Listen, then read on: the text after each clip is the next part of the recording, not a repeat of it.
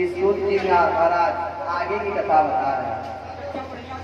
कुछ समय जब बीत गया और वो बालक जो मनु के यहाँ कन्या जन्म पाया था वो बालक हो गया।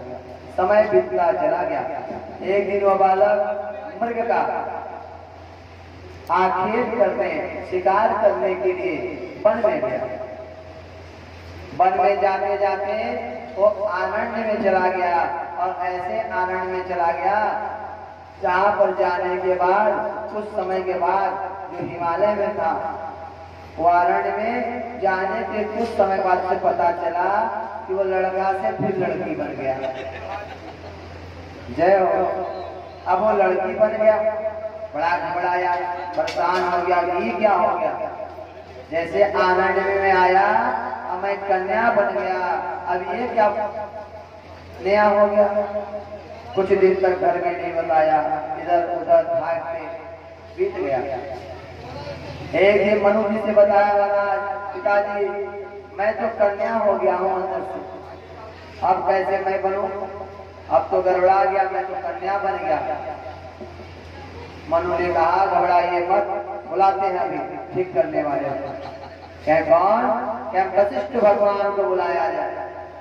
वशिष्ठ भगवान कुल गुरु थे, आए क्या हो गया, क्यों बुला लिया, अब क्या नई समस्या आई। क्या महाराज लड़का लड़की हो गया। क्या तो मेरा क्या गलती हो गया, आप समझिए क्यों हो गया। मैंने उस समय तो तपस्या करके ठीक कर दिया था, अब कुछ गलती हुई होगी जिससे आज फिर हो गया। क्या जो हुआ है तो हुआ है, आप इसको ठीक करिए। आपको पुरोहित है, अब कैसे ठीक होगा आप जाने, ठीक होना चाहिए, बस मैं ठीक होना चाहिए, कैसे ठीक होगा आप बताइए। बस इसके महाराज बड़े यार अब क्या हो गया, अब ये कैसे ठीक होगा, क्या नई समस्या आ गई। और सब वशिष्ठ भगवान कुछ समय के लिए तपस्या करने चले गए। फिर भोलेनाथ को प्रसन्न किया गया, महाराज नई समस्या गई, क्या हो गया। क्या आपने जिस कन्या को पुरुष बनाया था अब वो फिर से स्त्री हो गया, अब उसे कैसे सुधारा जाए, इसके लिए कुछ बताइए। तब भगवान ने कहा कि कहाँ गया था वो, हिमालय के आनंद में। क्या तब मैं नहीं ठीक कर पाऊंगा। क्या क्यों? क्योंकि देवी पार्वती ने वहां श्राप दिया है। एक बार की कथा है, शंकर जी तो बड़े मस्ताने, उनको जहाँ इच्छा होती थी वहीं पार्वती मैया को गोदी में बैठा लेते थे, कोई चिंता नहीं रहती थी, वो अपने में मस्त, कौन क्या कहेगा कहे। तो क्या हुआ कि एक बार वो उसी आनंद में मैया को गोदी में बैठा लिया। सब ऋषि गुजर रहे थे, उन्होंने देख लिया, मैया को ये बात बुरी लग गई।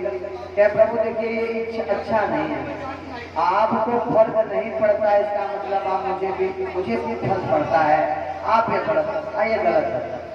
तो शंकर जी ने कहा तो क्या करना चाहिए। क्या मैं श्राप देती हूँ कि जो भी इस आनंद में आएगा वो स्त्री हो जाएगा। क्या भगवान क्योंकि बार बार किसी सब के कारण चित्रकेतु पैदा हो गया था, वृत्तासुर पैदा हो गया था, विद्याधर पैदा हो गया था, सब ऐसे बहुत से लोग जन्म पा गए थे। कहें भगवान कैसे हैं, शमशानी स्वाकिड़ा स्मरण पिता सहचरा चीता भस्मा लेप श्रवण निपुण भाग्य। हमारे सिर बड़े सरल हैं, जिन्हें समझना बड़ा ही सरल है, बड़े ही सहज हैं भोलेनाथ। और यही वृत्तासुर बना जो वो आगे चल के भगवान का आनंद ले लिया, थोड़ा सा मजाक कर दिया वृत्तासुर। जब शराब वो मजाक कर दिया तो मैया गुस्सा गई, बाबा तो नहीं बोले। मैया ने कहा हे वृत्तासुर, हे तू जाकर के असुर के यहाँ जन्म पाएगा, और वही जाकर के वृत्तासुर का जन्म पाएगा।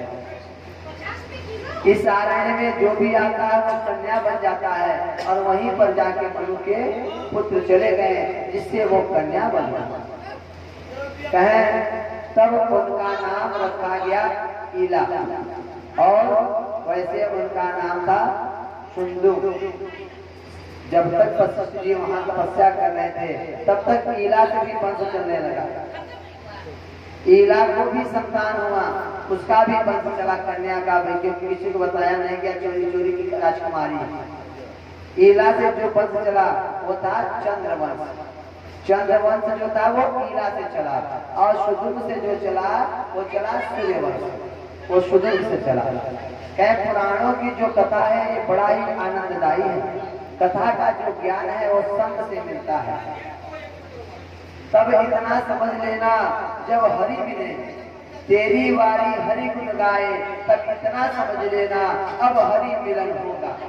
जब आपके मुख से हरि का नाम निकलने लगे, राम का नाम निकलने लगे, कृष्ण का नाम निकलने लगे, तो आप समझ लेना अब हरि से मिलन होगा।